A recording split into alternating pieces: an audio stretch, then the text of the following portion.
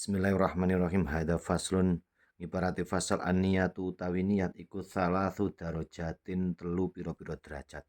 Ingkana selamun ono apa asolatu salat oniku fardhon salat fardu jawab syarat in wajaba mongko wajib apa sing wajib qasdul fi'li nejo penggawe wa ta'yinu lan nertemtokake wal fardhiyatu lan merdoake wa ingka naslan lamun ana apa salat ana iku nafilatan salat sunat sifate nafilah muaqqatatan kang dene wektu-wektu contone karo tibatin kaya dene salat rawatib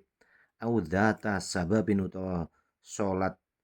kang duweni sebab jawab syarat in wajib mongko wajib apa qasdul fi'li nejo penggawe wa ta'yinu lan nertemtokake wa ingkana lamun ana apa salat ana iku nafilatan salat sunat sifate sunat mutlaqatan kang mutlak jawab syarat in wajib mongko wajib apa qasdul fi'li nejo penggawe faqat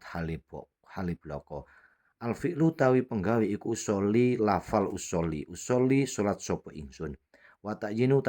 utawi nertemtokake iku zuhron au ngasron lafal zuhron au utawa lafal ngasron zuhron ing duhur au ngasron utawa ing lafal ngasron